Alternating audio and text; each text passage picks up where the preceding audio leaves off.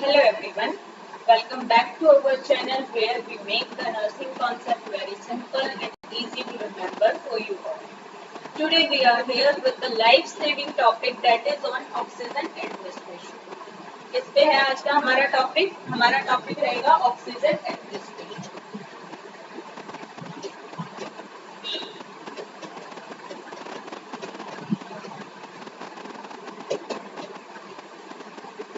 Life line of emergency care, इसे हम क्या कहते हैं? लाइफ लाइन कहते हैं हमारी इमरजेंसी केयर. ठीक है, सबसे पहले बात करेंगे कि ऑक्सीजन एडमिनिस्ट्रेशन होता क्या होता है ऑक्सीजन एडमिनिस्ट्रेशन. तो ऑक्सीजन एडमिनिस्ट्रेशन होता है providing supplemental oxygen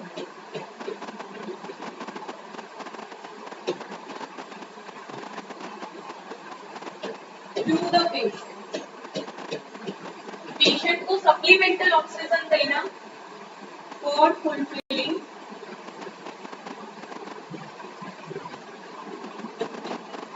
blood oxygen level and respiratory O2 is not sufficient. आप लोगों की बहुत ही हाई डिमांड पे मैंने ये टॉपिक स्टार्ट किया है ऑक्सीजन एडमिनिस्ट्रेशन का. तो ऑक्सीजन एडमिनिस्ट्रेशन होता क्या है?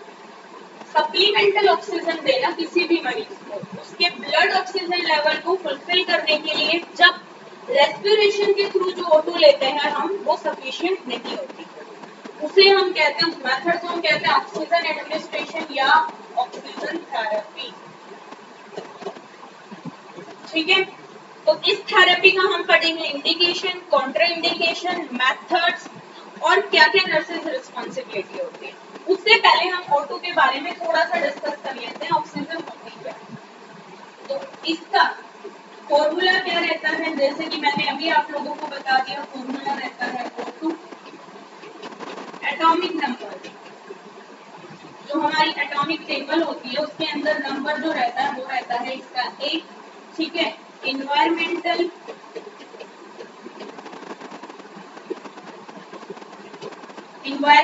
के अंदर कितना होता है? इन्वायरमेंट के अंदर होता है 21% ऑक्सीजन. ठीक है, जो हम इंस्पिरेशन में लेते हैं वो होती है 21%, इसको, और जो एक्सपायरेशन में रह जाती है वो होती है 16%. क्लियर है इतना? At room temperature, room temperature पे ये कैसी गैस होती है? ये होती है कलरलेस एंड ऑडरलेस गैस. कैसी होती है? कलरलेस होती है और ऑडरलेस होती है. अच्छा, O2 की एब्सेंस में, ऑक्सीजन की एब्सेंस में 4 से 6 मिनट ही होती है, जिसके बाद हमारे जो न्यूरॉन्स होते हैं वो डैमेज होने शुरू हो जाते हैं. और ये जो डैमेज होती है ये कैसी होती है? इरिवर्सिबल डैमेज होती है, इसमें रिवर्स नहीं होता. ठीक है, तो 4 से 6 मिनट से ज्यादा हमारे न्यूरॉन्स तक या हमारे ब्रेन तक ऑक्सीजन की एब्सेंस नहीं होनी चाहिए. अब नॉर्मल पार्शियल प्रेशर कितना होता है? नॉर्मल PaO2, और वो भी किसके अंदर? हमारी आर्टीरियल ब्लड गैस के. जब हम ABC कराते हैं, आर्टीरियल ब्लड लेते हैं और उसका सैंपल कराते हैं, तो उसके अंदर PaO2 होना चाहिए 80 से 100 mm of Hg. ये होता है नॉर्मल PaO2.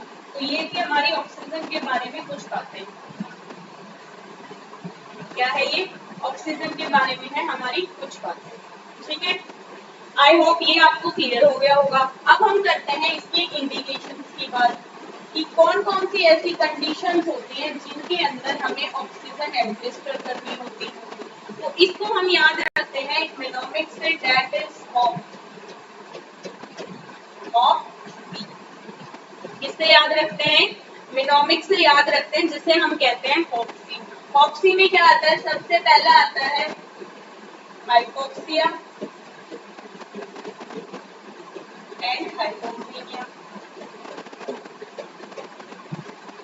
हाइपोक्सिया मैंने आप लोगों को बताया था, lack of oxygen in the tissue, oxygen की कमी टिश्यू के अंदर होना इज हाइपोक्सिया और ब्लड के अंदर होना इज हाइपोक्सीमिया। तो इन कंडीशंस में हम ऑटो एडमिनिस्टर करते हैं। देन है ओ से आएगा ऑब्स्ट्रक्टिव एयरवे।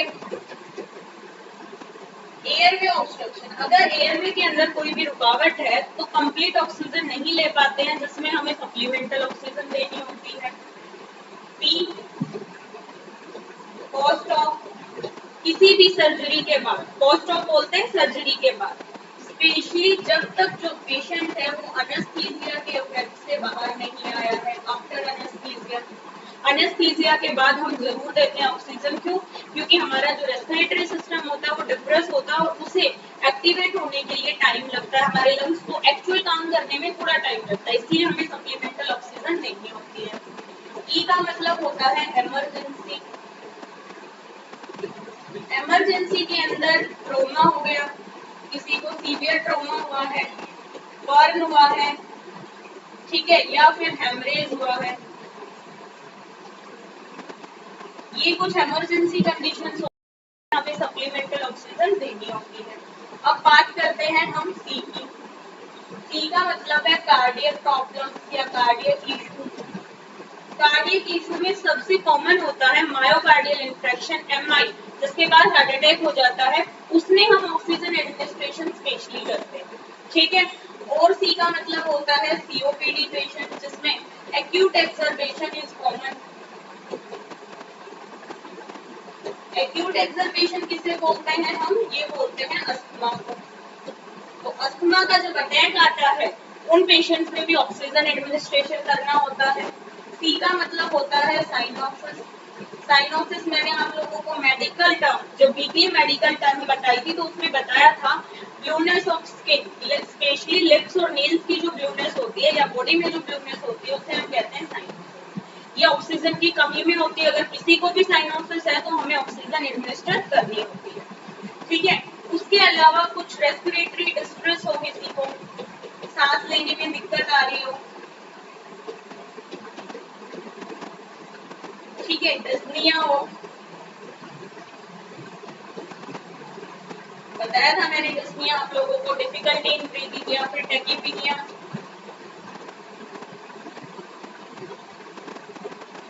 सांस तेज तेज ले रहा हूं, ये कुछ कंडीशंस हैं जिनके अंदर हम ऑक्सीजन एडमिनिस्टर करते हैं। क्लियर है आप लोगों को ये? अब बात करते हैं ऑक्सीजन किस में एडमिनिस्टर नहीं करनी चाहिए या कॉन्ट्राइंडिकेटेड किन किन कंडीशंस में होती है।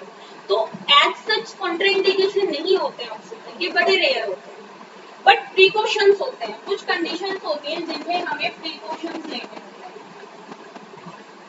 कि हम ऑटो एडमिनिस्टर कर रहे हैं, किस लेवल पे होनी चाहिए, कितनी होनी चाहिए, हाई फ्लो नहीं देना है, एक्सेसिव ऑक्सीजन नहीं देनी है, इस तरीके के। या कुछ ऐसी कंडीशंस होती हैं जहां पर जैसे एनवायरनमेंट हो गया, वहां पर फायर हैजार्ड या स्मोकिंग एरिया है, तो वहां पर ऑक्सीजन का इस्तेमाल हमें नहीं करना चाहिए। फायर हैजार्ड्स हो गए, स्मोकिंग हो गया, ज्वलनशील गैस होती है, ये बर्निंग गैस होती है, इसकी वजह से आग लगती है। तो जहां पर आग लगी हुई हो या फिर स्मोकिंग एरियाज होते हैं जैसे एयरपोर्ट वगैरह होता है, वहां पर ऑक्सीजन का इस्तेमाल नहीं करना चाहिए, आग लग सकती है, ठीक है। देन आता है CO2 रिटेनर्स।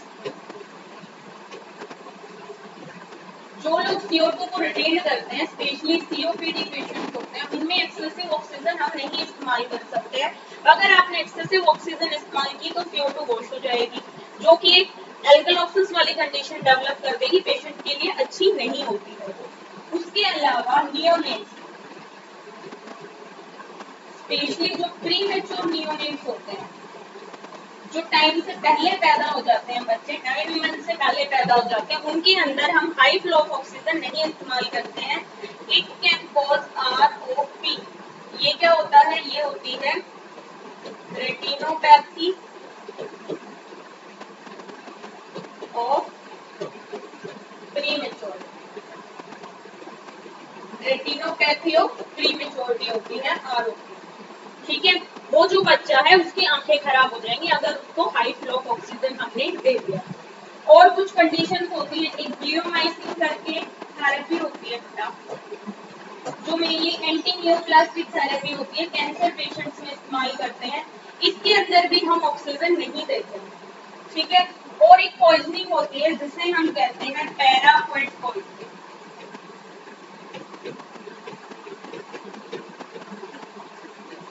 पैराक्विट पॉइजनिंग क्या होती है? पैराक्विट होता है हर्बिसाइड जो हर्ब्स को किल करने का काम करता है।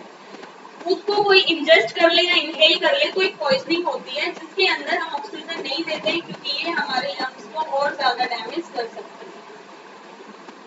तो ये कुछ कंडीशंस थी जिनके अंदर हम ऑक्सीजन नहीं देते, ठीक है। आई होप ये क्लियर हो गया होगा आप लोगों को। इंडिकेशंस हैं, प्रिकॉशंस लेने होते हैं। ऐसा नहीं है कि बिल्कुल ही ऑक्सीजन एडमिनिस्ट्रेट नहीं करना होता है। जैसे नियोनेट्स है, इसमें लो फ्लो पे ही ऑक्सीजन देनी होती है। 60% तक ऑक्सीजन इसमें मानी जाती है कि हम दे सकते हैं। उससे ऊपर जब हम जाते हैं तो टॉक्सिसिटी हो सकती है ऑक्सीजन की। क्या हो सकती है? टॉक्सिसिटी हो सकती है। और ध्यान रखना, हमेशा हमें ह्यूमिडिफाई ऑक्सीजन ही देनी है। ह्यूमिडिफाई का मतलब है जो ऑक्सीजन का चैम्बर होता है, जो फ्लोमीटर होता है, उसके अंदर एक चैम्बर होता है जिसमें हम डिस्टिल वाटर डाल के रखते हैं जो ऑक्सीजन को ह्यूमिडिफाई कर देता है। ड्राई ऑक्सीजन नहीं देते हैं, ग्लूकोजा को ड्राई करती है। अब हम बात करते हैं हमारे मेथड ऑफ ऑक्सीजन। हम किस मेथड से ऑक्सीजन एडमिनिस्टर करते हैं? Methods of O2 administration.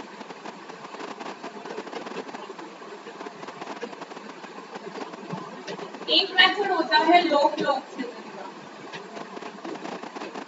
Low flow O2 administration, ठीक है। एक होता है हाई फ्लो, एक क्या होता है? High flow O2 administration. अब देखो इनमें डिफरेंस क्या क्या है। लो फ्लो O2 एडमिनिस्ट्रेशन में ऐसे मेथड्स हम इस्तेमाल करते हैं जिसके अंदर नॉन प्रेसाइज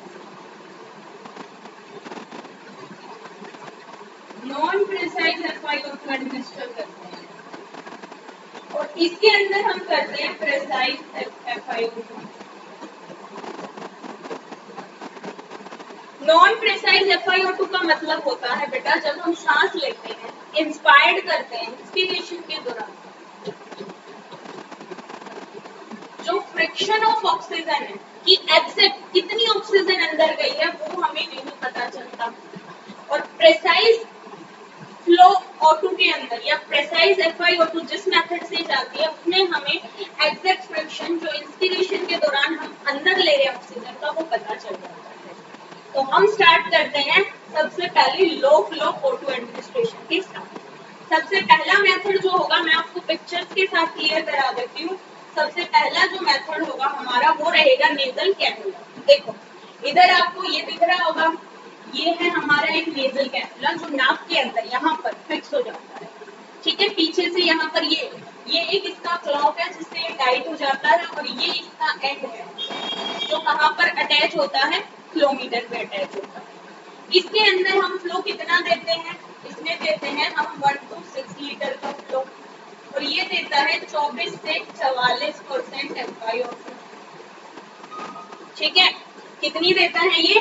24 से 44% FiO2 देता है। फ्लो रखते हैं 1 से 6 लीटर का, बच्चों के अंदर तो 2 लीटर का ही रखते हैं। बड़ा इजी तरीका है, आराम से नाक पे लगाई और ऑक्सीजन जाती रहेगी।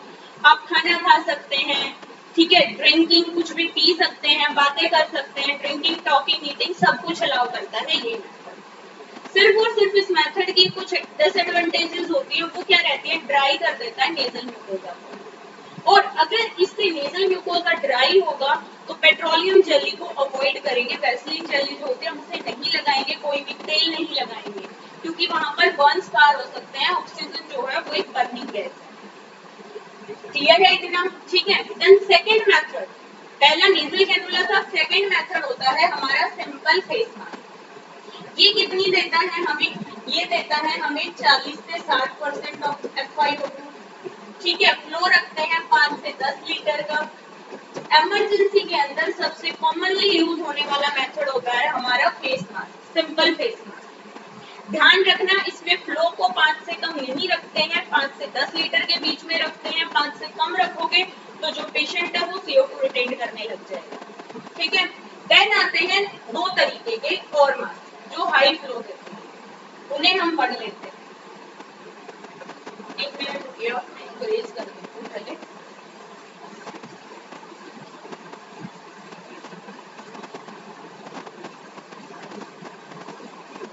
देखिए ये मास्क आप लोगों को दिख रहा होगा, जिसके पीछे एक ऑक्सीजन रिजर्वॉयर बैग लगा हुआ है। क्या लगा हुआ है इसके पीछे? ये एक ऑक्सीजन रिजर्वॉयर बैग लगा हुआ है। ठीक है, इसे हम क्या कहते हैं? Oxygen reservoir bag. इस बैग की कैपेसिटी होती है 1 लीटर की। 1 लीटर ऑक्सीजन ये अपने अंदर रख लेता है। अब ये जो मास्क है ये दो टाइप का होता है। एक होता है पार्शियल नॉन रीब्रीदर मास्क, एक होता है नॉन रीब्रीदर मास्क।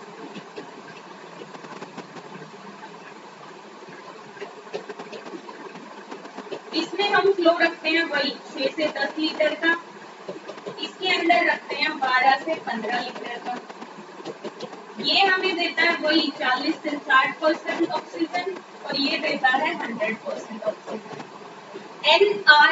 एनआरएम एक इकलौता मेथड है जो नॉन इन्वेसिव तरीके से मैकेनिकल वेंटिलेशन के अलावा हमें हाईएस्ट फ्लो देता है या सबसे ज्यादा ऑक्सीजन देता है। ठीक है, अब इनमें डिफरेंस क्या है? देखो, सपोज इट ये मास्क है, हमने ये मास्क बना लिया, ठीक है। अब इस मास्क पे ये बैग अटैच कर दिया रिजर्वॉयर पे। इस मास्क के अंदर इस तरीके से दो पोर्ट होते हैं। पार्शियल नॉन रीब्रीदर मास्क में ये एक पोर्ट बंद होता है और एक खुला हुआ होता है। ठीक है, जो एयर फिल्ड हो रही है इस बैग के अंदर वो वापस ना निकल जाए, इसलिए इसकी री एंट्रिंग को रोकने के लिए इसके अंदर एक जो पोर्ट होता है वो बंद होता है। और इस नॉन रीब्रीदर में क्या होता है? इसके अंदर ये दोनों पोर्ट इस तरीके से ओपन होते हैं। सिर्फ यही डिफरेंस है इनके अंदर, बाकी फ्लो का डिफरेंस रहता है, कितनी FiO2 डिलीवर करते हैं उसका इसका अफेक्ट रहता है। ये इकलौता मेथड है जो सबसे हाईएस्ट फ्लो ऑफ ऑक्सीजन हमें देता है। ठीक है, इसके अलावा देखो ये है ऑक्सीजन हुड। क्या है? Oxygen hood. इसे क्या बोलते हैं हम? O2 hood.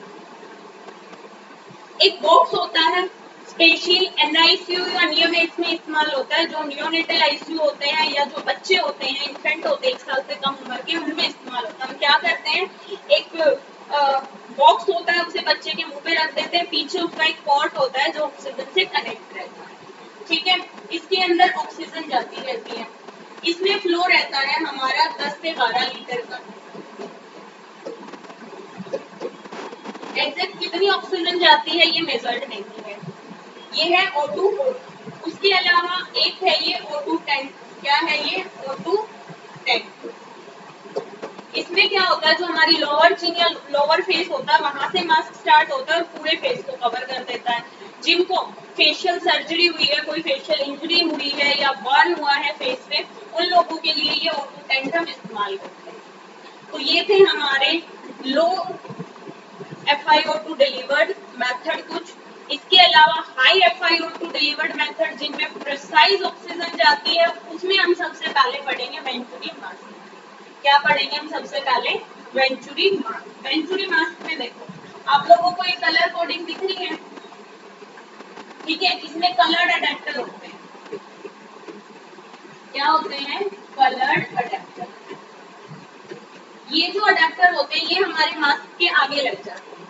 डिफरेंट कलर का अडेप्टर डिफरेंट फ्लो लेता है और डिफरेंट ऑक्सीजन की परसेंटेज हमें देता है। तो कौन कौन से हैं उसका हम एक बार पढ़ लेते हैं। सबसे पहले देखो होता है ब्लू, व्हाइट, ऑरेंज। देन होता है yellow, red and green. Blue, white, orange, yellow, red. In 6 type के वेंचुरी मास्क हम करते हैं। एग्जैक्ट कितना ऑक्सीजन देते हैं वो पता चलता है। देखो ब्लू देता है 24%, व्हाइट देता है 28%, ऑरेंज देता है 31%, येलो देता है 35%, रेड देता है 40% और ये देता है 60%। ठीक है, इतनी परसेंटेज ऑफ ऑक्सीजन ये हमें एक्यूरेसी में देते हैं। फ्लो रेट रहता है यहाँ पर 2 से 4 लीटर का।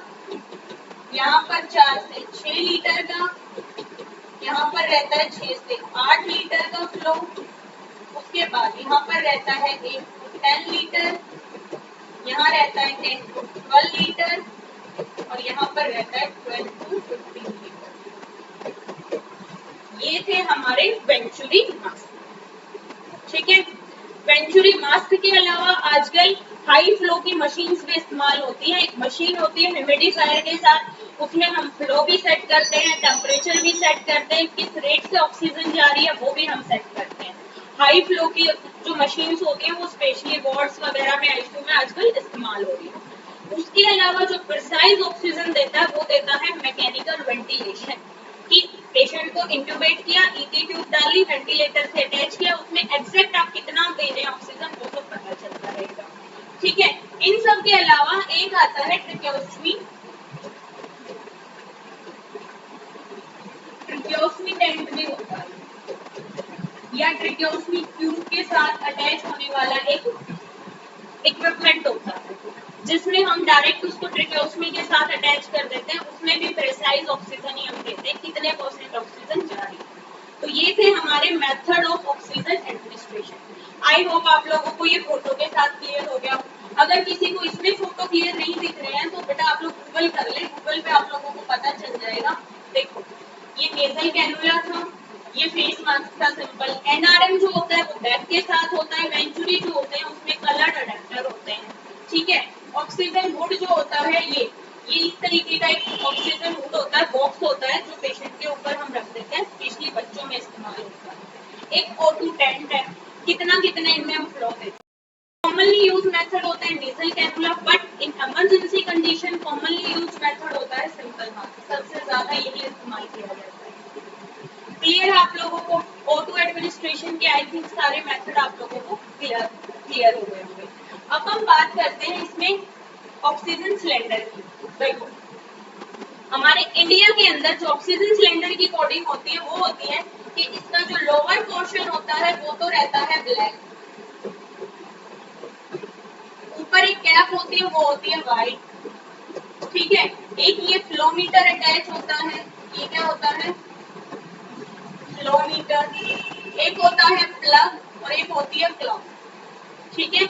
ऑक्सीजन सिलेंडर के बारे में ध्यान रखना कि कितनी ऑक्सीजन अपने अंदर रखता है, 4000 psi पार्शियल प्रेशर होता है ऑक्सीजन का। इतने प्रेशर के साथ ही ऑक्सीजन अपने अंदर रखता है एक बड़ा सिलेंडर पूरा फुल, ठीक है। इसके बारे में एक चीज और याद रखना कि जब भी हम ऑक्सीजन सिलेंडर खोलते हैं क्लॉकवाइज नहीं खुलता है, एंटी क्लॉकवाइज खुलता है, क्लियर है। अब कुछ नर्सेज रिस्पॉन्सिबिलिटीज की बात करते हैं while administer oxygen. Oxygen administer करते टाइम नर्सेज की रिस्पॉन्सिबिलिटी क्या क्या होनी चाहिए। सबसे पहले तो ह्यूमिडिफाइड ऑक्सीजन देना है, ठीक है। अब किस एरिया में ऑक्सीजन दे रहे हो वो फायर फ्री या स्मोक फ्री है, ये आप लोगों को ध्यान रखना है। डॉक्टर ऑर्डर का ध्यान रखना है कि किस मेथड से ऑक्सीजन एडमिनिस्टर करना है और कितने फ्लो रेट पे ऑक्सीजन एडमिनिस्टर करना है। देन ऑक्सीजन की टॉक्सिसिटी के लिए आप किसी पेशेंट के अंदर ऑक्सीजन टॉक्सिक तो नहीं हो रही है और एक्चुअल नीड ऑफ ऑक्सीजन को ध्यान रखना। आई होप आपको ये टॉपिक क्लियर हो गया होगा। बड़ा ही लाइफ सेविंग टॉपिक है, हर नर्स को पता होना चाहिए ऑक्सीजन एडमिनिस्ट्रेशन कैसे करना होता है, क्या क्या मेथड्स होते हैं, किस कंडीशन में कौन सा मेथड हम इस्तेमाल कर सकते हैं, कितनी % ऑफ ऑक्सीजन ये देता है। अगर आप लोगों को ये यूजफुल लगे तो इसे अपने सारे नर्सिंग फ्रेंड्स के साथ शेयर कर दीजिए और लाइक बटन को प्रेस करना ना भूलें। Oxygen is a drug, it can save life but only when it is used in right way to the right patient at the right time. Okay? So मिलते हैं हमारी अगली क्लास में। Till then आप लोग stay learning and stay saving lives. Thank you.